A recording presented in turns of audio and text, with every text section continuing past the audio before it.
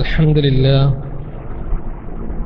لله الواحد القهار غافر الذنب وكابل التوب نحمده ونستعينه ونؤمن به ونتوكل عليه ونعوذ بالله من شرور أنفسنا ومن سيئات أعمالنا من يهده الله فلا مضل له ومن يضلله فلا هادي له ونشهد أن لا إله إلا الله وأن محمدا عبده ورسوله أرسله بالهدى ودين الحق ليظهره على الدين كله ولو كره المشركون اللهم صل على محمد وعلى آل محمد كما صليت على إبراهيم وعلى آل إبراهيم اللهم بارك على محمد وعلى آل محمد كما باركت على إبراهيم وعلى آل إبراهيم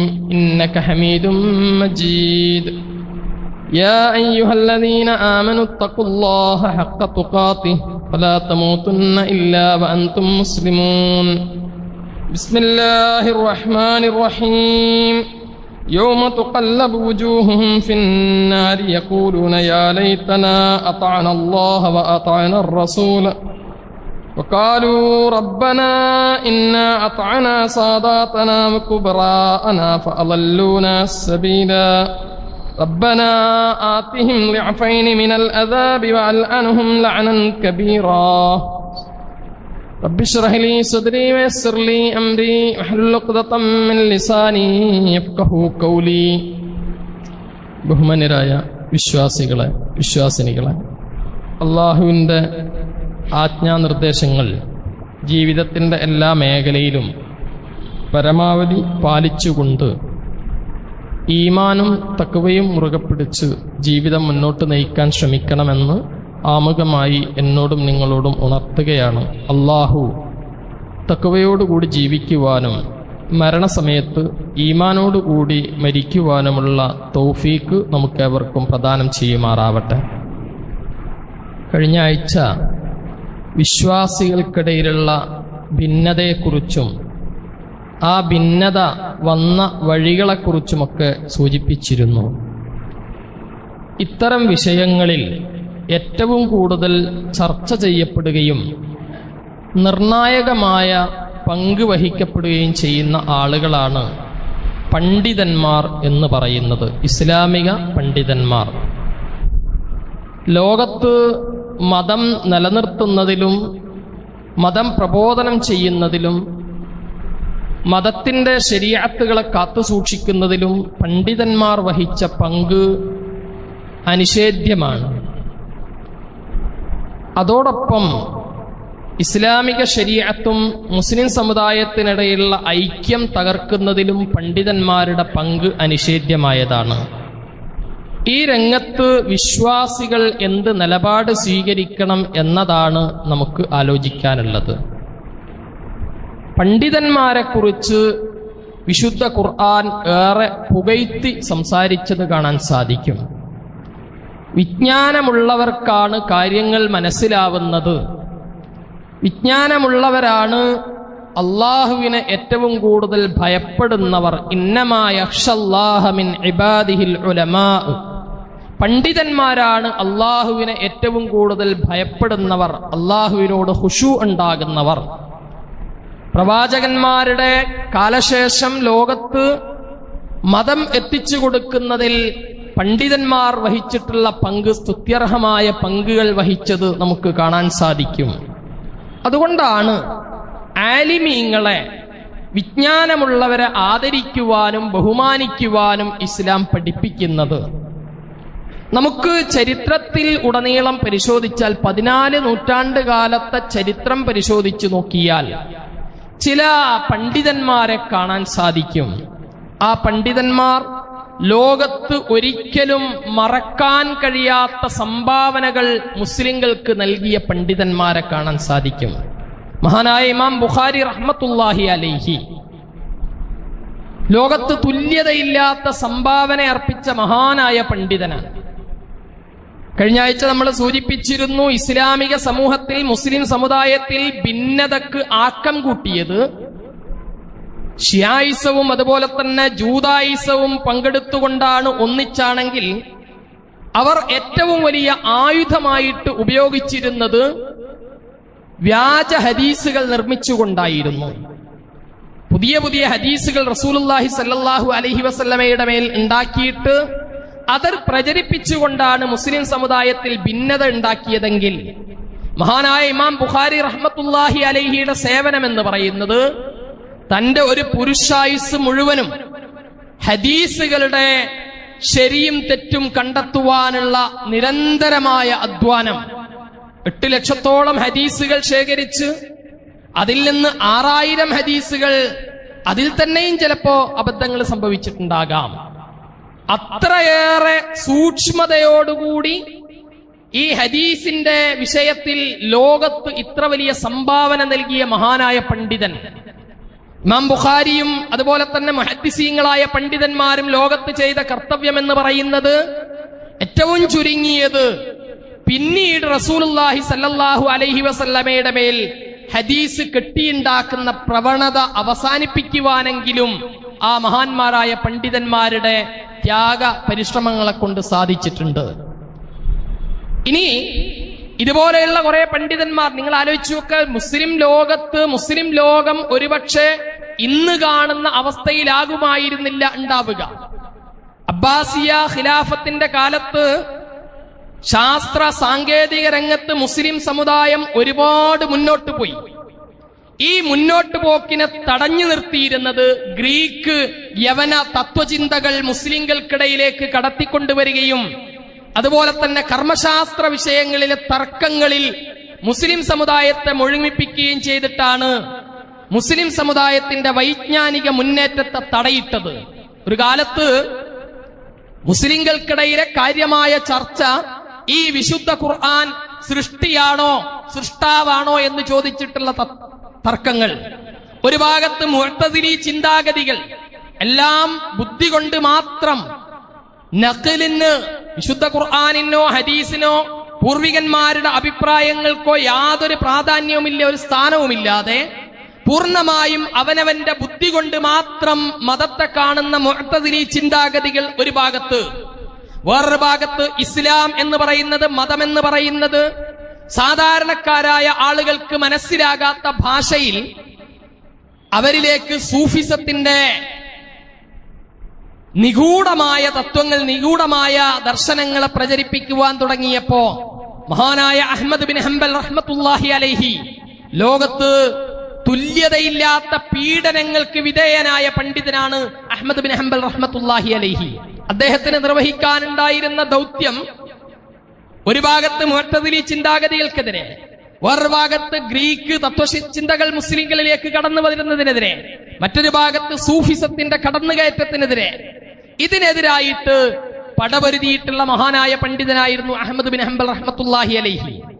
ഇനി കേരളത്തിലേക്ക് വന്നു നോക്കുക നിങ്ങൾ. കേരളത്തില് മഹാനായ ഷെയ്ഖ് സൈനുദ്ദീൻ മഖ്ദൂം റഹ്മത്തുള്ളാഹി അലൈഹി, ഇന്ത്യയിലെ കേരളത്തിലെ ആദ്യത്തെ മുസ്ലിഹ്, ആദ്യത്തെ മുസ്ലിങ്ങൾക്കിടയിൽ ഇസ്ലാഹി പ്രവർത്തനത്തിന് തുടക്കം കുറിച്ച മഹാനായ പണ്ഡിതൻ അഹ്മദ് ഷാ എന്ന് പറയുന്ന മനുഷ്യൻ കേരളത്തിലേക്ക് വരികയും ഇവിടെ മുസ്ലിങ്ങളുടെ ആരാധനാകർമ്മങ്ങൾ അള്ളാഹുവിൽ നിന്ന് മാറ്റിയിട്ട് ഖബറിടങ്ങളിലേക്ക് കൊണ്ടുപോവുകയും ചെയ്യുന്ന ഒരു അവസ്ഥ ഉണ്ടായപ്പോ തന്റെ തൂലിക ആയുധമാക്കിയിട്ട് ഉപയോഗിച്ച മഹാനായ പണ്ഡിതനാണ് ഷെയ്ഖ് സൈനുദ്ദീൻ മഖ്ദൂം റഹ്മത്തുള്ളാഹി അലൈഹി. ജാറങ്ങളും മക്ബറകളും കെട്ടിയുയർത്തുന്നതിനെതിരായിട്ട് തന്റെ ഗ്രന്ഥങ്ങളിലുടനീളം രൂക്ഷമായ ഭാഷയിൽ അതിനെ എതിർക്കുകയും അതിനെതിരായിട്ട് ശക്തമായി നിലകൊള്ളുകയും ചെയ്ത മഹാനായ പണ്ഡിതൻ. അതോടൊപ്പം കേരളത്തിൽ വൈദേശിക ആധിപത്യത്തിനെതിരെ പടപൊരുതാൻ വേണ്ടി മുസ്ലിം സമുദായത്തിന് ആവേശം പകർന്ന കേരളത്തിലെ ആദ്യത്തെ ചരിത്ര ഗ്രന്ഥം തുഹ്ഫത്തുൽ മുജാഹിദീൻ രചിച്ച മഹാനായ പണ്ഡിതൻ ഷെയ്ഖ് സൈനുദ്ദീൻ മഖ്ദൂം റഹ്മത്തുള്ളാഹി അലൈഹി.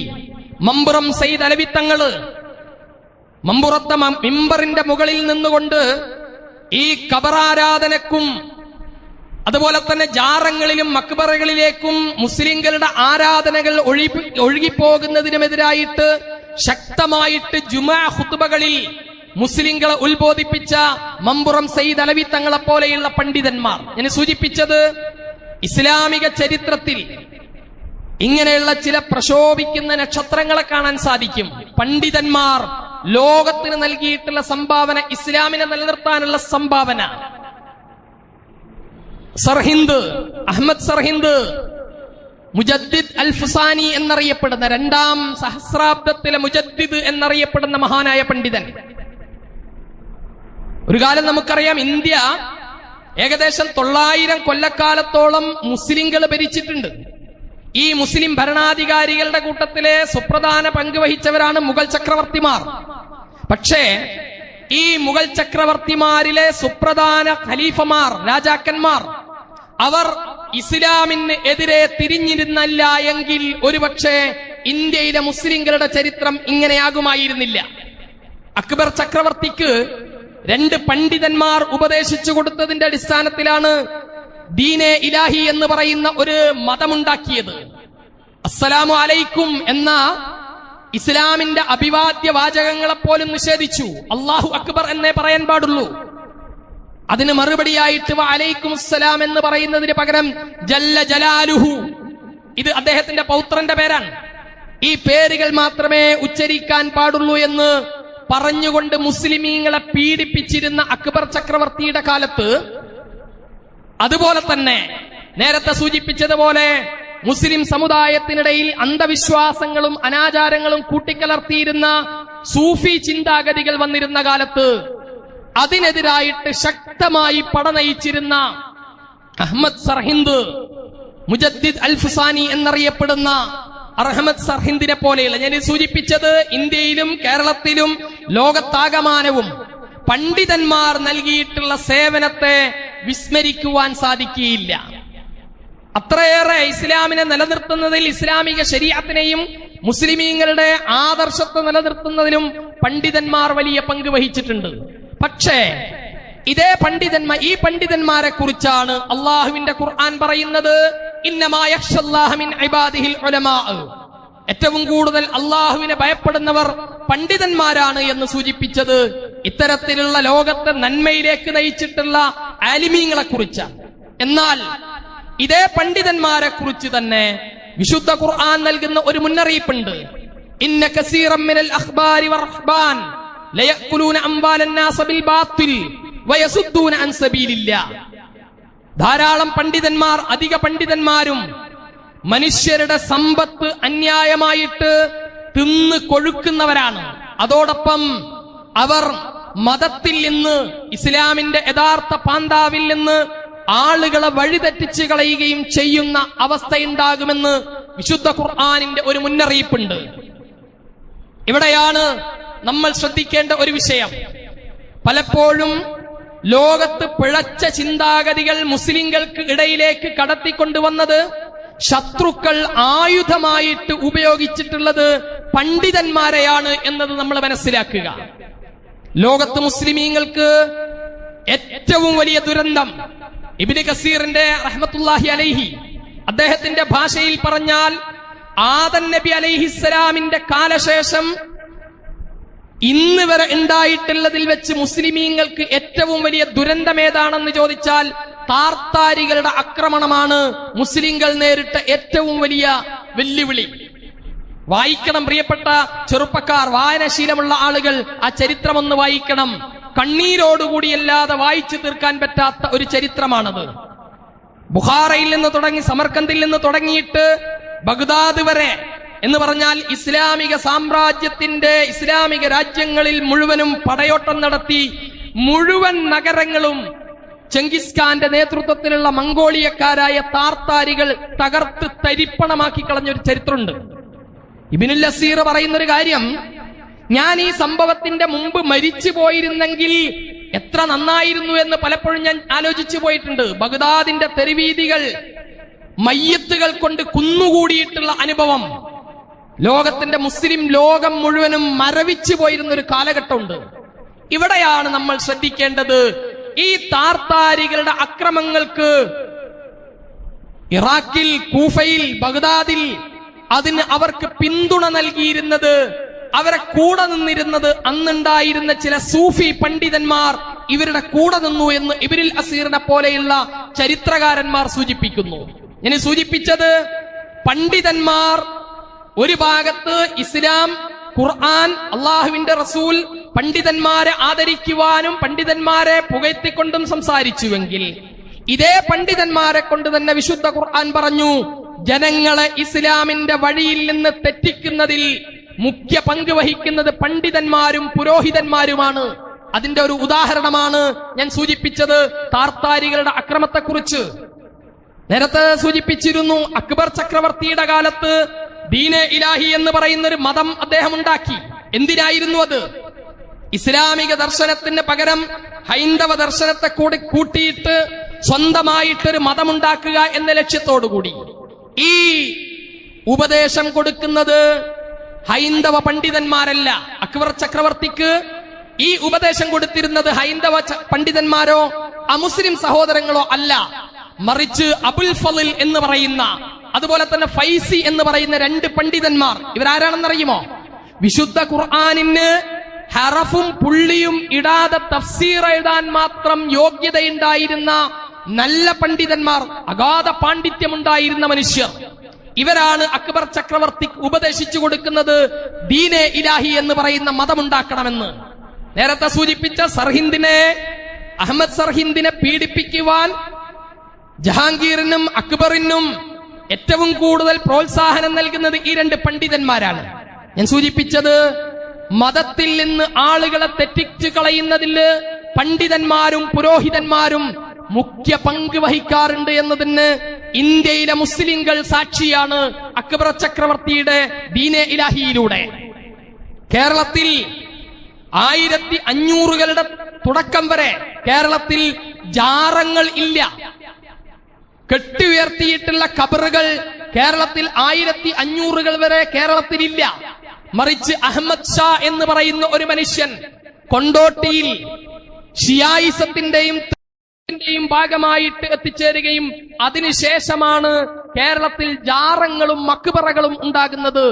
മുസ്ലിങ്ങളുടെ ആരാധനാകർമ്മങ്ങൾ അള്ളാഹുവിൽ നിന്ന് വിട്ടിട്ട് ഇടയാളന്മാരിലേക്ക് എത്തിച്ചേരുന്നത് ഇതിന്റെ ശേഷമാണ്. ഇതാണ് ഞാൻ സൂചിപ്പിച്ചത്, യസുദ്ദൂന അൻ സബീലില്ലാഹി, അള്ളാഹുവിന്റെ മാർഗത്തിൽ നിന്ന് വഴിപിഴപ്പിച്ചു കളയാൻ പലപ്പോഴും ഉണ്ടാവുക പണ്ഡിതന്മാരാണ് എന്നത്. ഇത് കേരളത്തിലും ഇന്ത്യയിലും ലോകത്താകമാനവും ഒരുപാട് അനുഭവങ്ങൾ പണ്ഡിതന്മാരുമായി ബന്ധപ്പെട്ട് രണ്ടിനും നമുക്ക് കാണാൻ സാധിക്കും. ഇവിടെയാണ് നാം ശ്രദ്ധിക്കേണ്ടത്, എന്താണ് പണ്ഡിതന്മാരോട്, ആലിമീങ്ങളോട് വിശ്വാസികൾ എന്ന നിലയിൽ നമുക്ക് ഉണ്ടാകേണ്ട സമീപനം എന്താണ്?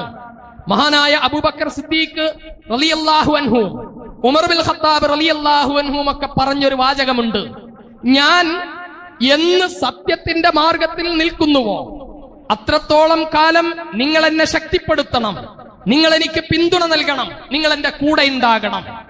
എന്ന് ഞാൻ അസത്യത്തിന്റെ മാർഗത്തിലേക്ക് പോകുന്നുവോ അന്ന് എന്നെ നിങ്ങൾ കഴിയൊയ്യണം. ഇത് തന്നെയാണ് മുസ്ലിങ്ങളായ നമ്മെ സംബന്ധിച്ചിടത്തോളം പണ്ഡിതന്മാരോട് ഉണ്ടാകേണ്ട സമീപനം. അള്ളാഹുവിന്റെ ഖുർആനിന്, റസൂലുള്ളാഹി സ്വല്ലല്ലാഹു അലൈഹി വസല്ലമയുടെ ചര്യക്ക്, അത് ഇസ്ലാമിക സമൂഹത്തിന്റെ നന്മക്ക് പണ്ഡിതന്മാർ നിലനിൽക്കുന്ന കാലത്തോളം ആ പണ്ഡിതന്മാരുടെ കൂടെ ഉണ്ടാവണം നമ്മൾ. ആ പണ്ഡിതന്മാർക്ക് ശക്തി പകരണം.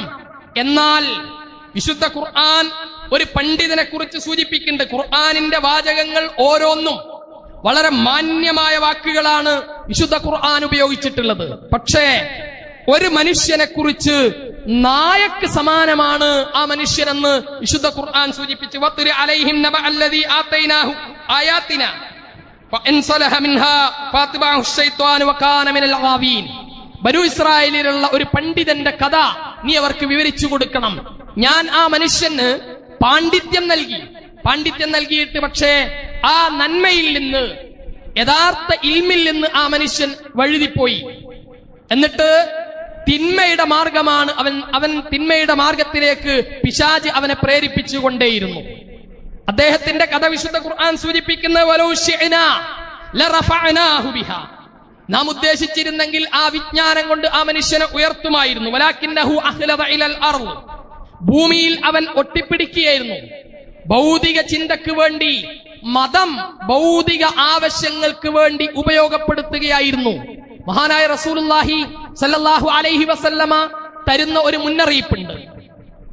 അവസാന നാളിന്റെ അടയാളമായിട്ട്, ഖിയാമത്ത് നാളിന്റെ അടയാളമായിട്ട് അള്ളാഹുവിന്റെ റസൂൽ പറയുന്ന സുദീർഘമായ ഒരു ഹദീസ്. അതിന്റെ തുടക്കം ഇങ്ങനെയാണ്: പൊതു സ്വത്ത്, പൊതുസമ്പത്ത് അത് അന്യായമായിട്ട് ചെലവഴിക്കുന്ന കാലഘട്ടം വന്നാൽ, സകാത്ത് തടയപ്പെടുന്ന കാലം വന്നാൽ, അതുപോലെ തന്നെ കള്ളുകുടി വർദ്ധിച്ചാൽ, വ്യഭിചാരം വർദ്ധിച്ചാൽ, ഇതിങ്ങനെ പറഞ്ഞിട്ട് അവസാനം റസൂലുള്ളാഹി സ്വല്ലല്ലാഹു അലൈഹി വസല്ലമ പറയുന്നുണ്ട്, തുഅല്ലിമുൽ ഇൽമ തുഅല്ലിമുൽ അദ്ദീന ലിഗൈരിദ്ദീൻ. മതം മതത്തിന് വേണ്ടിയല്ലാതെ പഠിപ്പിക്കപ്പെടുന്ന, മതത്തിന് വേണ്ടിയല്ലാതെ ഉപയോഗപ്പെടുത്തപ്പെടുന്ന കാലം വന്നാൽ എന്ന് പറഞ്ഞാൽ, മതം മനുഷ്യന്റെ ഭൗതികമായ ആവശ്യങ്ങൾക്ക് വേണ്ടി, അവനവന്റെ സ്വാർത്ഥ താല്പര്യങ്ങൾക്ക് വേണ്ടി മതത്തെ ഉപയോഗപ്പെടുത്തുന്ന ഒരു കാലം വന്നാൽ ഫന്തളിറു അസ്സാഅ, അന്ന് നിങ്ങൾ ഖിയാമത്ത് നാൾ പ്രതീക്ഷിക്കണമെന്ന് റസൂലുള്ളാഹി സ്വല്ലല്ലാഹു അലൈഹി വസല്ലമയുടെ ഒരു മുന്നറിയിപ്പുണ്ട്. അതാണ് ഇവിടെ പറഞ്ഞത്. ഈ മനുഷ്യൻ ഭൗതികമായ താല്പര്യത്തിൽ മാത്രം മുഴുകിപ്പോയി. ഹവാഹു, അവന്റെ ദേഹത്തെ പിന്തുടർന്നുകൊണ്ട് ആ മനുഷ്യൻ നടന്നു. വമസലുഹു കമസലിൽ കൽബ്, അവന്റെ ഉപമ ഒരു നായയുടെ ഉപമയാണ്.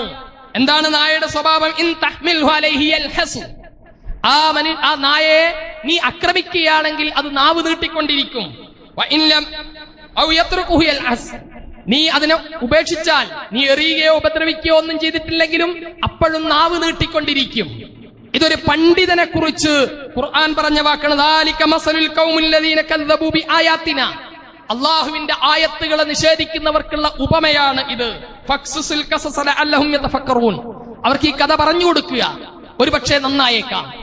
ഇത് സൂചിപ്പിച്ചത് ഭൗതികമായ താല്പര്യത്തിന് വേണ്ടി മാത്രം മതത്തെ ഉപയോഗപ്പെടുത്തുകയും അവനവന്റെ സ്വാർത്ഥ താല്പര്യത്തിന് വേണ്ടി അവനവന്റെ സംഘടന വളർത്താൻ, അതുപോലെ തന്നെ അവനവന്റെ കക്ഷിത്വം വളർത്താൻ അതിനുവേണ്ടി പാണ്ഡിത്യം ഉപയോഗപ്പെടുത്തുകയും ചെയ്ത മനുഷ്യന്റെ ഉപമ അത് നായക്ക് തുല്യമാണ് എന്ന് വിശുദ്ധ ഖുർആൻ.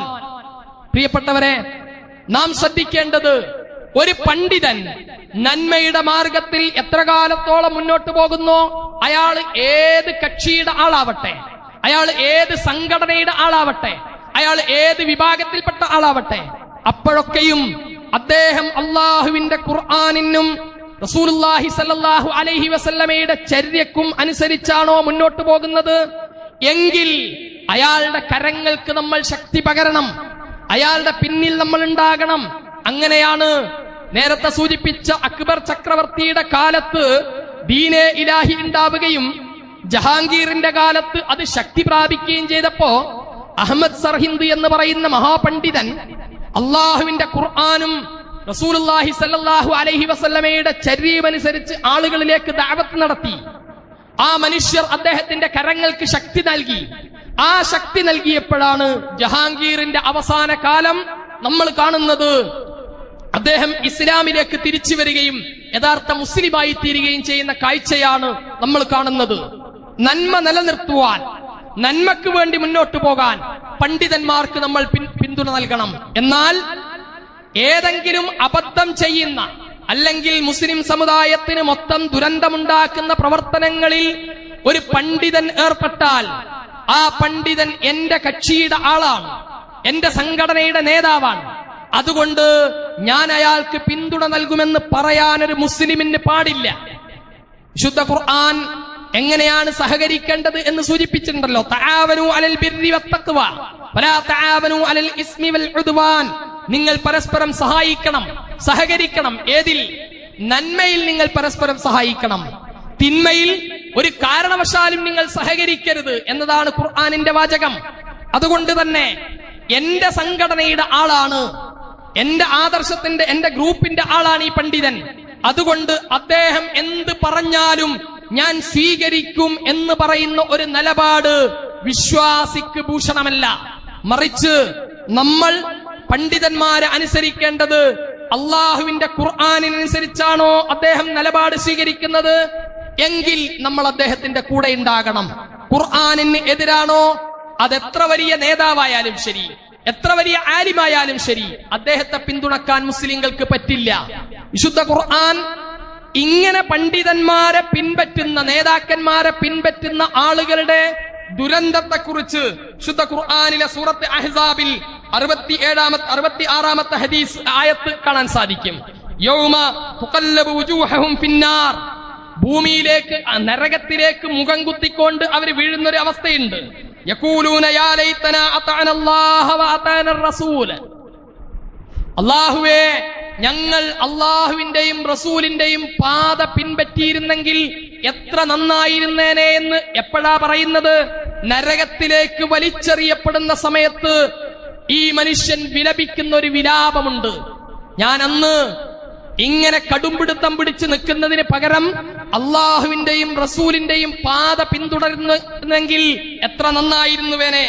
കാലൂ റബ്ബനാ ഇന്നാ അതഅനാ സാദാതനാ വകുബറാഅനാ ഫഅളല്ലൂനാ സബീല, അല്ലാഹുവേ ഞങ്ങൾ ഞങ്ങളുടെ സാദാത്യങ്ങളെ, ഞങ്ങളുടെ നേതാക്കന്മാരെ, ഞങ്ങളുടെ കൂട്ടത്തിലുള്ള ആലിമീങ്ങളെ, ഞങ്ങളുടെ കൂട്ടത്തിലുള്ള വലിയ മനുഷ്യന്മാരെ അവരെ പിന്തുടർന്നു പോയി. എന്നിട്ട് അവർ ഞങ്ങളെ വഴിപിഴപ്പിച്ചു കളഞ്ഞു തമ്പുരാനെ എന്ന് നരകത്തിലേക്ക് മുഖം കുത്തി വീഴുന്ന സമയത്ത് വിലപിച്ചുകൊണ്ട് പ്രാർത്ഥിക്കുമെന്ന് അള്ളാഹുവിന്റെ ഖുർആൻ. റബ്ബനാ ആതിഹിം ളിഅഫൈനി മിനൽ അദാബ്, അള്ളാഹുവേ ഞങ്ങൾക്ക് നൽകിയതിന്റെ ഇരട്ടി ശിക്ഷ ആ മനുഷ്യർക്ക് നീ നൽകണമേ എന്ന് നരകത്തിലേക്ക് വലിച്ചെറിയപ്പെടുന്ന സമയത്ത് ഈ മനുഷ്യർ പ്രാർത്ഥിക്കേണ്ടി വരുമെന്ന്, പ്രാർത്ഥിക്കുമെന്ന് വിശുദ്ധ ഖുർആൻ സൂചിപ്പിച്ചതിന്റെ ആശയം, നമ്മൾ ആരെയാണെങ്കിലും ശരി, ഏത് ആലിമിനെയാണെങ്കിലും ശരി, ഏത് പണ്ഡിതനെയാണെങ്കിലും ശരി, അദ്ദേഹം മതത്തിനെതിരായിട്ട്, ദീനിന്റെ നിലനിൽപ്പിന് എതിരായിട്ട് വല്ല നിലപാടുകളും അവരുടെ ഭാഗത്തു നിന്ന് ഉണ്ടാകുമ്പോ ഇത് തിന്മയാണ് എന്ന് പറയാനുള്ള തന്റെ ഇടമാണ് നമ്മുടെ വിശ്വാസം. അവിടെയാണ് നമ്മുടെ ഈമാനിന്റെ ശക്തി.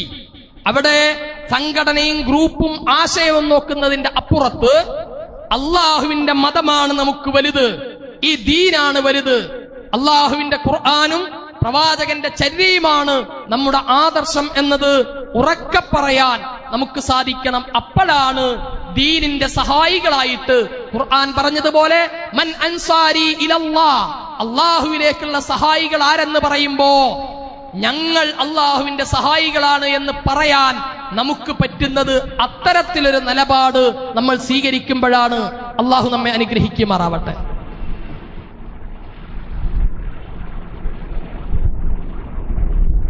അൽഹംദുലില്ലാഹ് الذي هدانا لهذا وما كنا لنهتدي لولا أن هدانا الله وصلى الله على نبينا محمد وعلى آله وصحبه أجمعين أيها الناس أوصيكم ثانيا بتقوى الله.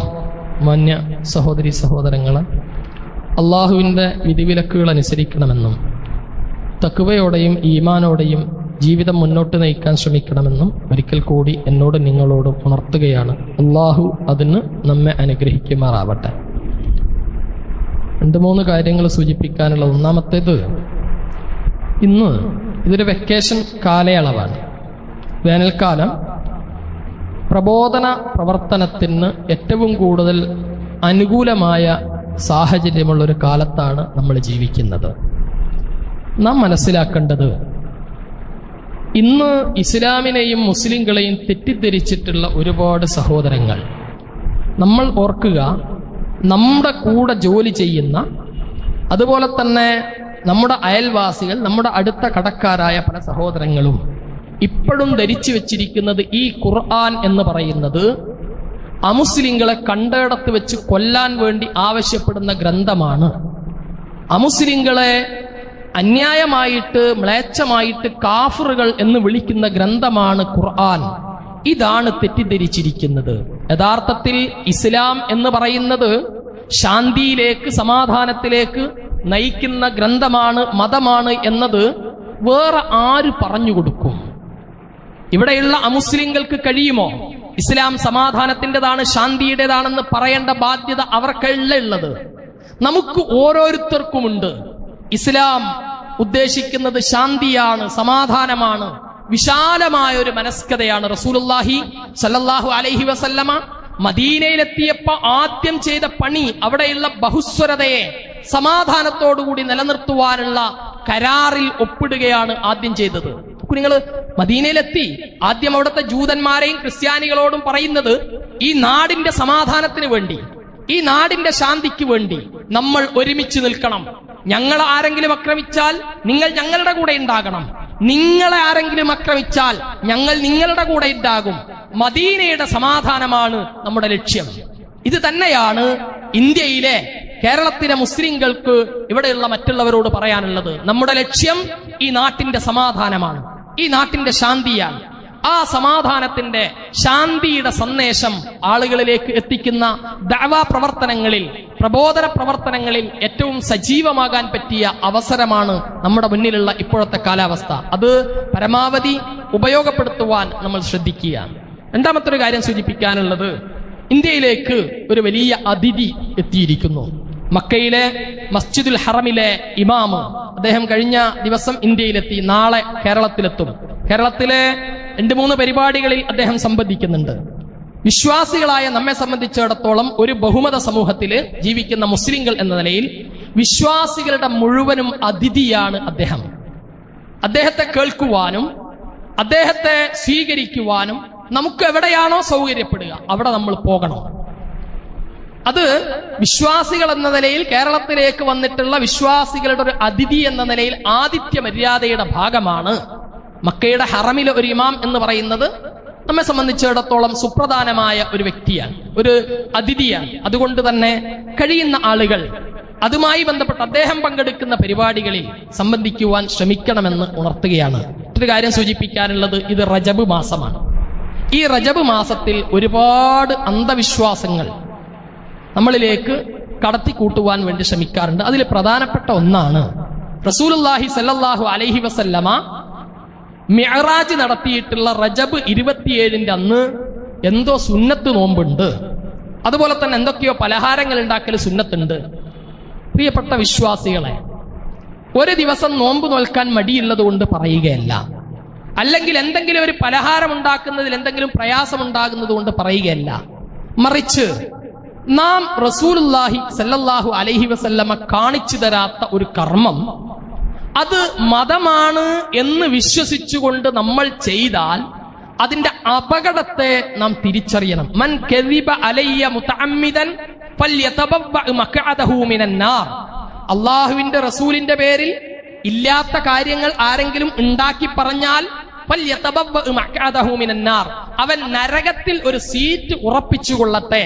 ഏറ്റവും സഹീഹായി വന്നിട്ടുള്ള ഒരു ഹദീസാണിത്. അതോടൊപ്പം നബി സല്ലല്ലാഹു അലൈഹി വസല്ലം നമ്മളിൽ നിന്ന് വിട പറഞ്ഞിട്ടുള്ളത് എങ്ങനെയാണ്? ഹജ്ജത്തുൽ വിദാഇന്റെ ദിവസം റസൂലുള്ളാഹി പറഞ്ഞു, മാ മിൻ ഷൈഇൻ യുഖർരിബുക്കും ഇലല്ലാഹി ഇല്ലാ വഖദ് അമർതുക്കും ബിഹി. സ്വർഗ്ഗത്തിലേക്ക് അടുക്കുന്ന എല്ലാ കാര്യവും ഞാൻ നിങ്ങൾക്ക് പറഞ്ഞു തന്നിട്ടുണ്ട്. വമാ മിൻ ഷൈഇൻ യുബഇദുക്കും അനിന്നാരി ഇല്ലാ വഖദ് നഹൈതുക്കും ബിഹി. നരകത്തിൽ നിന്ന് അകറ്റുന്ന എല്ലാ സംഗതികളെക്കുറിച്ചും നരകത്തിൽ പോകുന്ന എല്ലാ കാര്യങ്ങളെക്കുറിച്ചും ഞാൻ നിങ്ങളോട് നിരോധിച്ചിട്ടുണ്ട്. നന്മയും തിന്മയും നിങ്ങൾക്ക് ഞാൻ പറഞ്ഞു തന്നിട്ടുണ്ട്. എന്നിട്ടാണ് ശുദ്ധ ഖുർആനിലെ ആയത്തിറങ്ങുന്നത്, അൽയൗമ അക്മൽതു ലക്കും ദീനക്കും വഅത്മംതു അലൈക്കും നിഅമതി. ഇന്നേ ദിവസം മതം പൂർത്തിയായിരിക്കുന്നു.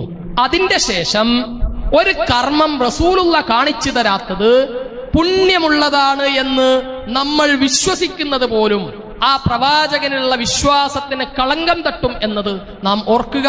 ബിദ്അത്തുകളിലേക്ക്, അന്ധവിശ്വാസങ്ങളിലേക്ക് പോകുന്നതിൽ നിന്ന് നമ്മുടെ ഈമാനിനെ കാത്തുരക്ഷിക്കുക. അള്ളാഹു നമ്മെ അനുഗ്രഹിക്കുമാറാവട്ടെ.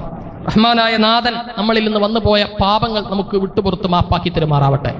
എല്ലാ വിഷയങ്ങളിലും സത്യസന്ധമായ നിലപാട് സ്വീകരിക്കുവാനും അള്ളാഹുവിന്റെ വജ്ഹിനെ മാത്രം കാംക്ഷിച്ചുകൊണ്ട് പ്രവർത്തിക്കുവാനുമുള്ള വിശാലമായ മനസ്സ് റഹ്മാനായ നാഥൻ നമുക്ക് നൽകുമാറാവട്ടെ. അള്ളാഹുവെ, വിശ്വാസികളോടുള്ള ശത്രുതയുള്ള മനസ്സ് ഞങ്ങളിൽ നീ ഉണ്ടാക്കരുത് തമ്പുരാനെ. അള്ളാഹുവെ, എല്ലാ വിശ്വാസികളോടും എല്ലാ മനുഷ്യരോടും സ്നേഹത്തോടുകൂടി പെരുമാറുവാനുള്ള വിശാല മനസ്സ് ഞങ്ങൾക്ക് നീ നൽകണമേ തമ്പുരാനെ. അള്ളാഹുവെ, ഞങ്ങളുടെ മാതാപിതാക്കൾക്ക് നീ തമ്പുരാനെ. റഹ്മാനായ നാഥ, ജീവിതത്തിന്റെ കഷ്ടപ്പാടുകൾക്കിടയിൽ നിന്നോടുള്ള പല ബാധ്യതകളും അവർ മറന്നുപോയിട്ടുണ്ടാകും. നാഥ, അവരോട് നീ കാരുണ്യം കാണിക്കണമേ തമ്പുരാനെ. അള്ളാഹുവെ, അവരുടെ കരങ്ങൾ പിടിച്ചുകൊണ്ട് സ്വർഗത്തിൽ പരിലസിക്കുവാനുള്ള സൗഭാഗ്യം ഞങ്ങൾക്ക് നീ നൽകണേ തമ്പുരാനെ. അള്ളാഹുവെ, ഞങ്ങളുടെ മാതാപിതാക്കളുടെ ഖബറുകൾ നീ വിശാലമാക്കി കൊടുക്കണേ തമ്പുരാനെ. അള്ളാഹുവെ, അവരെയും ഞങ്ങളെയും നീ സ്വർഗത്തിൽ ഒരുമിച്ച് കൂട്ടണേ തമ്പുരാനെ. അള്ളാഹുവെ, രോഗം കൊണ്ടും മറ്റും പ്രയാസപ്പെടുന്ന കുറെ സഹോദരങ്ങൾ ദുആ കൊണ്ട് വസിയത്ത് ചെയ്തവരുണ്ട്. നാഥ, അവരുടെ രോഗങ്ങൾ നീ ശിഫയാക്കി കൊടുക്കണേ തമ്പുരാനെ. അള്ളാഹുവെ, ഞങ്ങൾ ഉദ്ദേശിക്കുന്ന എല്ലാ നല്ല കാര്യങ്ങളും വിജയകരമായി തീർക്കുവാൻ ഞങ്ങൾ ഇനി അനുഗ്രഹിക്കണം എത്തുമ്പുരാനെ. اللهم اغفر للمؤمنين والمؤمنات المسلمين والمسلمات الأحياء منهم والأموات إنك مجيب الدعوات يا قاضي الحاجات. ربنا آتنا في الدنيا حسنة وفي الآخرة حسنة وقنا عذاب النار. ربنا تقبل منا إنك أنت السميع العليم وتب علينا إنك أنت التواب الرحيم. آمين برحمتك يا أرحم الراحمين.